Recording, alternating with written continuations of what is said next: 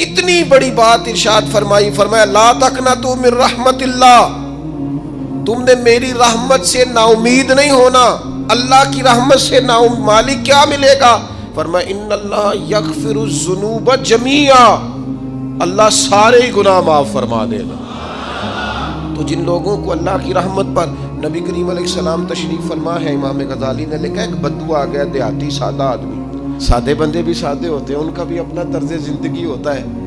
تو بدو آ گیا، سادہ آدمی تھا، آتے ہی السلام علیکم لے کے نا تو کوئی بات ہی نہیں کی، سیدھا سیدھا ہی کہتا یا رسول اللہ صلی اللہ علیہ وسلم یہ بتائیں قیامت کے دن حساب کس نے لینا ہے؟ حضور فرمانے لگے بھائی یہ تو بڑی صاف سی اور مختصر سی اور سادہ سی بات ہے، حساب تو اللہ تعالیٰ نے لینا ہے۔ اب اس نے جو لفظ کہے اللہ کے حبیب کی آنکھوں میں آنسو آ گئے، کہنے لگے اگر اللہ نے حساب لینا ہے پھر انشاءاللہ کرم ہی ہوگا۔ تو حضور فرمانے لگے تمہیں یہ امید کس طرح ہے؟ تو عرض کرنے لگے یا رسول اللہ کریم جب غالب آتا ہے تو معاف ہی کرتا ہے۔ جب کریم کا غلبہ ہوتا ہے نا، کریم بندہ جب کسی پہ قبضہ کر لے تو پھر معاف کرتا ہے، تو اللہ تو سب سے بڑا مہربان ہے۔ وہ بات کی اور اگلا جملہ ہی کوئی نہیں کہا، وہ چلے گئے۔ تو حضور علیہ السلام نے اب اس بات پر رزلٹ دیا، فرمانے لگے کریم محبوب بندہ سادہ تھا، بات بہت بڑی کر گیا ہے، بڑی بات کر گیا، سادہ آدمی۔ میرے عزیز، اللہ کی رحمت پر جن لوگوں کو امید ہو، انہیں موت سے ڈر اور پھر جن کو محبوب کی ملاقات کا شوق ہو نا،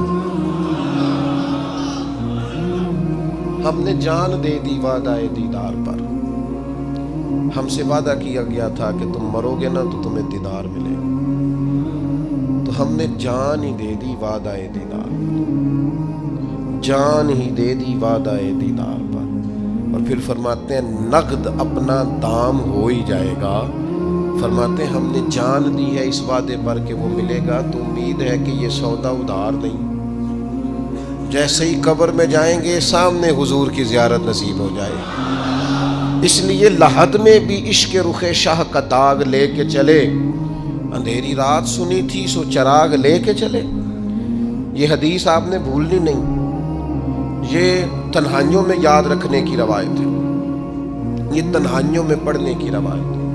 یہ اپنے ذوق کو تازہ، جو لوگ کہتے ہیں نا وجد سرور کیف میں جانا چاہتا ہوں، وہ مشکات شریف کی اس حدیث کو دیکھے۔ اللہ کے حبیب علیہ السلام نے فرمایا لوگوں میں تمہیں بتاؤں قیامت کے دن اللہ تعالیٰ بندوں سے پہلا سوال کیا فرمائیں گے اور بندے اس کا جواب کیا دیں گے؟ یا رسول اللہ کرم فرمائیے، بتائیے۔ تو کریم فرمانے لگے اللہ تعالیٰ قیامت کے دن بندوں سے سب سے پہلا سوال، اگرچہ بعض اور احادیث میں اور سوالات بھی آئے ہیں قیامت میں جو سب سے پہلے ہوں گے، لیکن اس حدیث میں یہ والا سوال حضور نے بیان فرمایا۔ حضور فرمانے لگے اللہ قیامت کے دن اپنے بندوں سے سب سے پہلا سوال یہ فرمائے گا کیا تم میری ملاقات کو پسند کرتے تھے؟ اوئے ہوئے ہوئے، کیا تمہارا ملنے کو جی چاہتا تھا؟ کبھی اے حقیقت منتظر نظر آ نہ لباس مجاز۔ اقبال کہتے ہیں تیرے کرم اتنے ہیں دل کرتا ہے تجھے دیکھیں، کبھی کبھی اے حقیقت منتظر نظر آ نہ لباس مجاز میں، لاکھوں سجدے تڑپ رہے ہیں میری جبین نیاز میں، تمہارا دل کرتا تھا مجھ سے ملنے کو؟ حضور فرماتے بندے عرض کریں گے مالک بڑا دل کرتا تھا۔ تو پھر اللہ فرمائیں گے یہ گفتگو کی معنویت تو دیکھو یار، اس کا حسن تو دیکھو۔ اللہ پھر پوچھیں گے کیوں دل کرتا تھا تمہارا؟ دل کرتا تھا تو کیوں کرتا تھا؟ عرض کریں گے مالک اس لیے کہ ہمیں امید تھی کہ تو معاف بھی کر دے گا، رحمت بھی فرمائے گا، اس معافی کی امید پر دل کرتا تھا تو ملے۔ حضور فرماتے ہیں پھر رب فرمائے گا مجھ پر واجب ہے، میں نے اپنے کرم سے واجب کر لیا ہے کہ آج تمہیں جنت عطا کروں گا۔ یہ جو ملاقات ہے نا، ملاقات کہ وہ ملیں گے، ان سے ملاقات ہوگی۔ عمر بیت گئی نا نام جپتے، عمر بیت گئی نا تذکرہ کرتے، ہم سے بھی لوگ پوچھتے ہیں کیا کمائی کی، کیا زندگی میں حاصل کیا، تو ہم کہتے ہیں شرق سے غرب تک ملک کے ایک کونے سے لے کر دوسرے کونے تک مدینے والے کی بات کی، حضور کا ذکر کیا ہے۔ نبی پاک کے میں اپنی حیاتی تو قربان تھی، وہاں ساری محمد محمد پکیندے گزر گئی ساری۔ یہ اعزاز ہے، یہ کرم ہے۔ اب کیا ہوتا ہے، گناہگار لوگ ہیں، اتنا بڑا دعویٰ تو نہیں کر سکتے، لیکن دل تو چاہتا ہے نا کہ چلو جس کا نام لیا ہے اس کی کبھی زیارت بھی ہو، کبھی ملاقات بھی ہو، کبھی نظر کرم بھی ہو۔ کسی نے اپنے محبوب سے کہا تھا کہ ذرا ایک نظر مجھ پہ بھی کیجئے، تو قریب بیٹھے ایک شخص نے کہا یار تو نے بڑا دعویٰ کیا ہے، جو محبوب ہوتے ہیں ان کو تکلیف نہیں دی جاتی، تو کہتا ہے پورا چہرہ ہی تیری طرف پھیرے۔ تو پھر اس نے اس درویش سے پوچھا کہ میں بھلا پھر کیا کروں، میرا دل تو میرا بھی کرتا ہے نا۔ چلو یہ تو آپ کی بات ٹھیک ہے کہ اب میں محبوب سے کہوں کہ اتنی تکلیف کرے کہ میری طرف پورا رخ پھیرے تو ٹھیک نہیں، تو پھر بتائیں میں کیا کروں؟ تو اس نے کہا ان راہوں میں کھڑا ہو جا جن راہوں کی طرف وہ کریم دیکھتا ہے۔ چلو اسی با کردار کو دیکھتے دیکھتے بیچ میں تیرے اوپر بھی نظر، مجھ پہ محشر میں نصیر ان کی نظر پڑ ہی گئی، مجھ پہ محشر میں نصیر ان کی نظر۔ اوئے ہوئے، اللہ کرے آپ کو بھی وہ لطف آئے جو مجھے آ رہا۔ کہتے مجھ پہ محشر میں نصیر ان کی نظر، یہ انتہائی عاجزی ہے کہنے والے کی۔ اس نے بالکل اپنے آپ کو ختم کر کے کہا کہ میں قابل تو نہیں تھا، اور میں پھر تکلیف دیتا کہ میری طرف دیکھیں، اسپیشل میرے لیے وقت نکالیں۔ پر کرم یہ ہوا کہ مجھ پہ محشر میں نصیر ان کی نظر پڑ ہی گئی۔ کہنے والے اسے کہتے ہیں خدا کا کرنا، کہنے والے اسے کہتے ہیں خدا کا کرنا۔ اللہ نے کیا کہ نظر مجھ پر پڑ ہی گئی، اور جب پھر پڑ گئی تو تیری ایک نظر کا کمال ہے اور میری زندگی کا سوال ہے۔ بس جب پڑ گئی تو سو پھر پڑ گئی۔ موت سے وہ بندہ کبھی نہیں ڈرتا جسے ملاقات کا شوق ہو۔ ملنا چاہے داتا علی اجویری سے اور موت سے ڈرے، ملنا چاہے حضرت غوث پاک جیلانی سے اور پھر موت سے ڈرے۔ زندگی گزری ہو علی علی کرتے پھر موت سے ڈرے۔ عمر بھر سیدنا عثمان غنی کی سخاوت کی بات کی ہو اور پھر جنت میں جا کے ان سے ملنے کا شوق پیدا نہ کرے۔ ساری زندگی سیدنا فاروق کا عدل بیان کیا ہو، ساری زندگی ان کے انصاف کا تذکرہ کیا ہو، پوری امت کو بتایا ہو کہ اگر جینا چاہتے ہو تو عمر کے رستوں پر چلو، اور پھر یہ موت سے ڈرے اور مر کے جناب فاروق اعظم کی زیارت کو پسند نہ کرے۔ جسے صدیق کی وفائیں یاد ہو، جنہیں جناب ابو بکر صدیق کا عشق یاد ہو، وہ پھر ان کی زیارت نہ کرنا چاہے اور ساری عمر حضور کی نعت پڑھی ہو۔ مانا نہیں آتا تھا پھر بھی کہا بلغ العلا بکمالہ کشف الدجا بجمالہ حسنت جمیع خصالہ صلو علیہ والہ سے نہیں ترجمہ آتا تھا، پر جب بھی کو پڑھتا تھا یہ بھی جھومتا تھا مولا یا صلی وسلم دائماً۔ میں آپ کو بتاتا ہوں، توتلا آدمی، توتلا اور دیوانہ مجذوب بیچارہ، سمجھ نہیں، توتلا بولنا بھی ٹھیک نہیں آتا۔ مجھے نماز کا سلام پھرا تو وہ جلدی آ گئے، وہ ایک مجذوب آدمی تھے، سادے تھے، تو سلام لی تو کہنے لگے میں گل کرنی سی۔ تو میں نے ان سے کہا کہ تھوڑی دیر کے بعد ملتے ہیں۔ سادہ آدمی ہے، اللہ مجھے معاف کرے، میں کوئی نقل تو نہیں ان کی اتار سکتا۔ اس زبان کو ہم توتلی نہیں کہتے، ہم اس زبان کو بلالی زبان کہتے ہیں۔ یہ بڑی خوبصورت زبان ہوتی ہے۔ یہ جو توتلے لب و لہجے ہوتے ہیں نا، وہ جب بچہ پوری طور پہ اماں نہیں کہہ سکتا، توتلا ہوتا ہے، تو کوئی مزہ آتا ہے اماں کو اماں کہلوانے میں۔ جب وہ پوری طور پر باپ کو بابا نہیں کہہ سکتا اور توتلا ہوتا ہے تو کوئی مزہ آتا ہے کہنے میں۔ وہ جب دادی نانی دادا کہتا ہے تو دادے کا دل کرتا ہے یہ 100 بار کہے، چونکہ اسے کہنا نہیں نہ آتا، لیکن اس توتلاہٹ میں جو اس کو لطف آتا ہے۔ مجھے بڑے لوگ آ کے شعر سناتے ہیں، میں نے بڑے خوشگلو نعت خوانوں سے زندگی میں سنا ہے۔ وہ صاحب میرے پاس آئے اور میں نے کہا بعد میں ملیں گے، تو سادہ آدمی ہے، مجذوب ہے، پورا شعور نہیں رکھتا۔ مجھے کہنے لگا مصطفیٰ جان رحمت کے بعد، مصطفیٰ جان رحمت پہ لاکھوں سلام کے بعد، یعنی معنی یہ تھا کہ سلام کے بعد۔ تو اب بڑے بڑے سریلے بندوں سے بھی بندہ سنتا ہے میرا دل کرے، اور میں نے جان بوجھ کے ان سے کہا اے دوبارہ کیا جائے ذرا، کیونکہ توتلے تھے نا. میں نے کہا تو کہنے لگے مصطفیٰ جان رحمت پہ لاکھوں سلام کے بعد او میرے عزیز یاد رکھو ساری زندگی حضور کی نعتیں پڑھی، نبی پاک کے تذکرے سنے، اب موت سے ڈر جائیں؟ حالانکہ موت تو ایک پل ہے، پل سے گزریں گے تو سامنے اللہ کا دیدار بھی ہوگا، مدینے والے کی زیارت بھی نصیب ہوگی. تو زیارت ہوگی اور ہر نظر کانپ اٹھے کہ محشر کے دن خوف سے ہر کلیجہ دہل جائے گا، اوڑھ کر کالا جبہ وہ آ جائیں گے اور سارے محشر کا نقشہ بدل جائے گا. یہ موت کا خوف نکالنے والی چیزیں ہیں، ڈر. اچھا مجھے ایک بات بتائیں، یہ میں امید کی بات کرنے لگا ہوں، چلیں اب یہ بات تو مشکل ہے پر کرنی پڑے گی، مجبوری ہے. کبھی کبھی ابا جی سے مار بھی پڑ جاتی ہے بندے کو، گھر میں کوئی 2-4 لگ بھی جاتی ہیں، تو اس وقت نا جو سب سے بڑا سہارا کسی کو نصیب ہوتا ہے وہ یہ ہوتا ہے کہ اللہ کرے اماں گھر میں موجود ہو. اور میں نے دیہاتوں میں کئی مائیں ایسی دیکھی ہیں جو بیٹے کے حصوں کی مار کھاتی ہیں. ابا نے ڈنڈا لے لیا ہے بیٹے کی غلطی پہ، اب اماں بیچاری سامنے ہو گئی ہے، 2-4 اس نے بھی کھا لی. یہ بات آپ سمجھیں، موت کا خوف نکالنے کے مفہوم میں بات عرض کر رہا ہوں. اماں موجود ہونا گھر میں تو ابا سختی بھی کرنے لگے تو کسی وقت احساس ہوتا ہے کہ جناب یہ سختی نہیں ہوگی کیونکہ میری اماں، اور اماں پوری وکیل بن جاتی ہے، کہنی تو نہیں پتا وہ ہو گئی غلطی، وہ فلانے دے منڈے نے خراب کیتا ہے، حالانکہ ہو سکتا ہے اس نے اس کو بھی خراب کیا ہو، لیکن وہ اماں وکیل ہے، وہ وکالت کر رہی ہے اور وہ بے لوث کر رہی ہے. ہوتا ہے ایسے، اس بات کو سمجھ لے اچھے طور پر. موت کا خوف نہیں، ڈر نہیں، اس لیے کہ گھر میں ماں موجود ہو تو باپ کا ڈر نہیں ہوتا.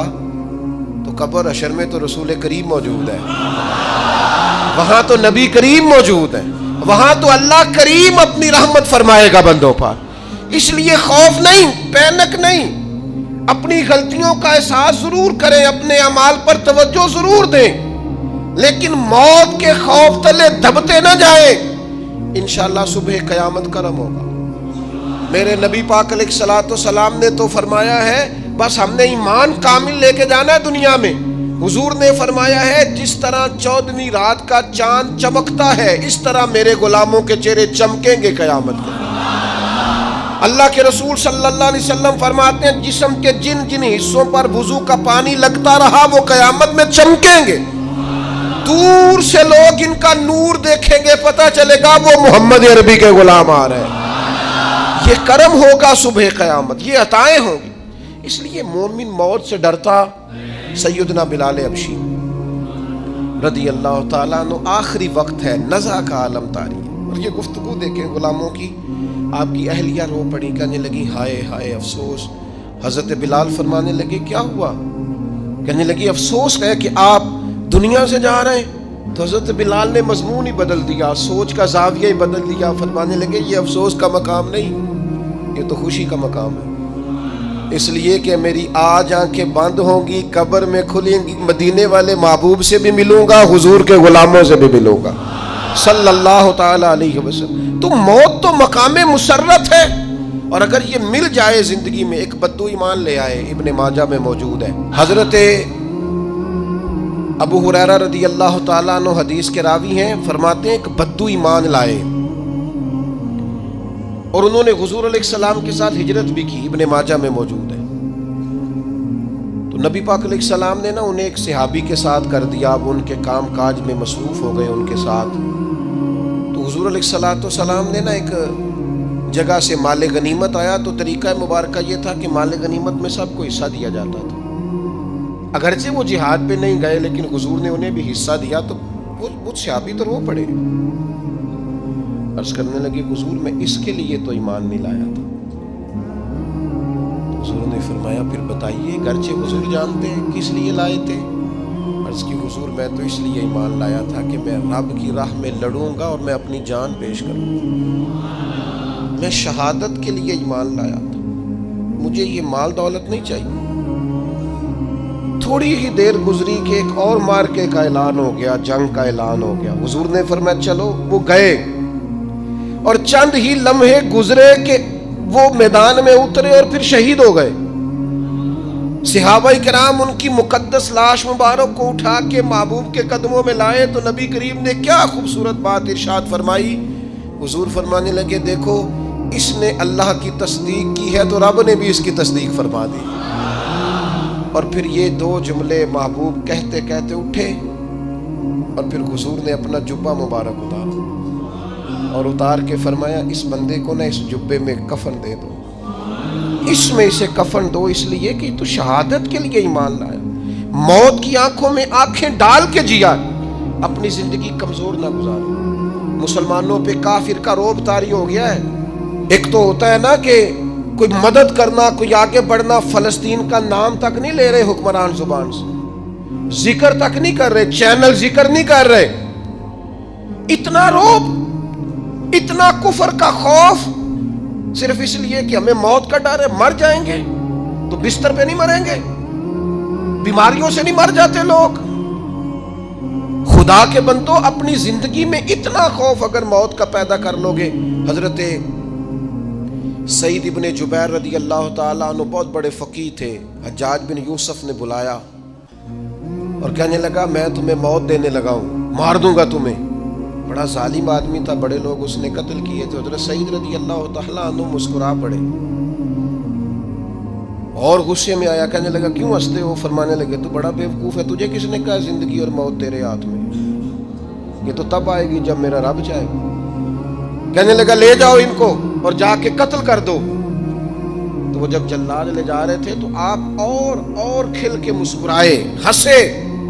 یہ آپ کی طاقت ہے کہ موت کو دیکھ کے مسکراہٹ ہو, لبوں پہ تبسم رقصہ ہو, مسکرائے. جب آپ مسکرا رہے تھے تو اس کو اور غصہ آیا, واپس بلایا. کہنے لگا مسکراتے کیوں ہو؟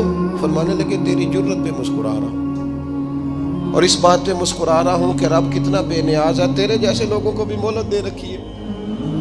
کتنا بے نیاز ہے, تیرے جیسے لوگوں کو مہلت. اور غصے, کہنے لگا میرے سامنے قتل کرو. حضرت سعید ابن جبیر رضی اللہ تعالیٰ عنہ نے منہ کعبے کی طرف کر کے پڑھنا شروع کیا, انی وجہت وجہی للذی فطر السماوات والارض حنیفا وما انا من المشرکین. آپ یہ پڑھ رہے تھے تو کہنے لگا اس کا منہ کعبے سے پھیر دو. کعبے سے منہ پھیرا تو آپ فرمانے لگے تو بڑا ہی بیوقوف ہے, میرا رب کو صرف کعبے کی طرف مقید ہے. وَلِلَّهِ الْمَشْرِقُ وَالْمَغْرِبُ فَأَيْنَمَا تُوَلُّوا فَثَمَّ وَجْهُ اللَّهِ. چہرہ پھیر دیا جب اس نے تو آپ فرمانے لگے مشرق بھی اللہ کا, مغرب بھی اللہ کا. اور اللہ فرماتا ہے تم جدھر بھی منہ کرو ادھر ہی اللہ کی رحمت ہے. یہ پڑھا تو اب اس نے لٹایا, اور جب وہ آپ کو قتل کر رہا تھا تو حضرت سعید ابن جبیر کی ایک زوردار آواز گونجی. فرمایا یاد رکھنا مجھے اسی طرح قتل کرنا جس طرح تم خود قیامت میں قتل ہونا پسند کرتے ہو. میرا آخرت پر یقین کامل ہے, محشر میں عدالت لگے گی, میں تمہیں قتل کروں گا میں. حضرت سعید ابن جبیر کی وہ جرت تھی کہ دربار سارا لرز گیا حجاج کا. حضرت سعید ابن جبیر رضی اللہ تعالیٰ عنہ کہنے لگے اللہ اسے میرے بعد کسی پر مسلط نہ کرنا, میرا قتل آخری ہو, میرے بعد نہ ہو. ڈر گئے لوگ, سہم گئے. اور وہ جو جلاد آپ کو قتل کر رہا تھا اس کے بھی ہاتھ کانپ رہے تھے. اتنی جرت, موت کا ایک منٹ کے لیے خوف نہیں. حضرت سعید ابن جبیر رضی اللہ تعالیٰ عنہ شہید ہو گئے تو اتنا خون نکلا, اتنا خون نکلا, اتنا خون نکلا, خون بند ہی نہیں ہو رہا. ایک طبیب بیٹھا تھا, ہانپتے کانپتے ڈرے ہوئے سہمے ہوئے. حجاج کہنے لگا اسے اتنا خون؟ تو کہنے لگا بادشاہ میں نے سالوں مریض دیکھے ہیں, اس کو پتہ چل جائے نا مرنے والا ہوں وہ تو اتنا خوف میں آتا ہے, پہلے ہی اس کا سارا خون جم جاتا ہے اور سکڑ جاتا ہے اور اس کا خون جل جاتا ہے. یہ جو بندہ تم نے شہید کیا ہے نا اس میں ایک رتی برابر بھی موت کا خوف نہیں, موت کے خوف سے بے نیاز تھا, اتنا خون نکلا. حضرت سعید ابن جبیر شہید ہوئے اسی دن حجاج کے پیٹ میں درد شروع ہوا. صرف 15 دن حجاج بعد میں زندہ رہا ہے, 15 دن, اور ساری رات تڑپتا تھا, کہتا تھا مجھے خواب میں آ کے پیروں سے گھسیٹتے. حضرت سعید ابن جبیر چلاتا تڑپتا 15 دنوں کے اندر. طبیبوں نے کہا تیرا جو مرض ہے یہ کوئی آسمانی عذاب ہے. میرے عزیز موت سے ڈرے نہیں بلکہ جو ظالم ہو ان کو ڈرا دیں, یہ مومن کی شان ہے. اپنی زندگی کے اندر سے موت کا خوف نکال دیں، تاکہ زندگی کے جو دن ہیں وہ جیے تو جا سکیں، وہ انسان مضبوطی سے وقت سے گزار سکے۔ حضرت علی شیر خدا رضی اللہ تعالیٰ عنہ نا وہ جیکٹ نہیں پہنتے تھے جنگی، جو کمر پہ پیچھے لوگ پہنتے تھے نا، تلوار کوئی مارے تو زخم نہ ہو۔ تو کسی نے مولا علی شیر خدا رضی اللہ تعالیٰ عنہ سے فرمایا پشت پر آپ وہ جیکٹ نہیں پہنتے لوہے کی؟ آپ فرمانے لگے پشت تو دکھانی نہیں تو کہنے لگے موت سے ڈر نہیں آتا؟ فرمایا بالکل بھی نہیں، اور فرمایا مجھے بالکل ڈر نہیں آتا کہ میں موت پر آ گروں یا موت میرے اوپر جا گرے۔ ہم تو شہادت حضرت خالد بن ولید رضی اللہ تعالیٰ عنہ ایک دن نوجوانوں کو خطاب کرتے کرتے کہنے لگے موت سے کبھی نہ ڈرنا، میں نے ساری زندگی جنگوں میں گزاری ہے، میرے وجود پر ایک ذرہ بھی جسم کا حصہ ایسا نہیں جس پر زخم نہ ہو۔ اور جو کہتے کہتے رو پڑے، فرمانے لگے یہ بات کرتے کرتے رو پڑے، فرمانے لگے دیکھ لو زندگی ساری میدانوں میں گزاری ہے، لیکن شہادت اللہ تعالیٰ نے میرے لیے وہاں نہیں لکھی تھی، یہاں اللہ تعالیٰ نے اپنی رحمت کے لیے موت میرے لیے لکھی تھی۔ تو یہ تو اللہ کا کرم ہے۔ قریب ایک بزرگ صحابی اور بیٹھے تھے، فرمانے لگے آپ کی نیت شہادت کی تھی، انشاءاللہ آپ قیامت میں شہیدوں میں ہی کھڑے کیے جائیں گے۔ تو میرے عزیز خوف نہیں موت کا۔ آخر میں 2-3 گزارشات عرض کرنی ہے۔ ایک تو میری آپ سے گزارش ہے، جنہوں نے ابھی تک قرآن مجید کی تلاوت شروع نہیں کی، وہ ابھی سے آج سے 10 منٹ ٹائم ہو تو مسجد میں بیٹھ کے ایک رکوع پڑھ کے جائیں، قرآن مجید نہیں چھوڑنا۔ رمضان کا تعارف یہ ہے کہ شہر رمضان الذی انزل فیہ القرآن، تو قرآن مجید سے دلچسپی۔ دوسری میری گزارش ہے راشن بانٹنے والوں سے بھی کہ مہربانی کریں لائنوں میں لگانا چھوڑ دیں، اور لینے والوں سے بھی میری عرض ہے کہ اللہ تعالیٰ سارا سال عطا کرتا ہے، 3-4 ہزار کے لیے کیوں اپنے آپ کو آپ تکلیف میں ڈالتے ہیں؟ سارا سال اللہ دیتا ہے۔ اور پھر میری آپ سے یہ بھی اپیل ہوگی کہ طبیعتوں میں حلم پیدا کریں، بردباری پیدا کریں، یہ بڑی ضروری چیز ہے۔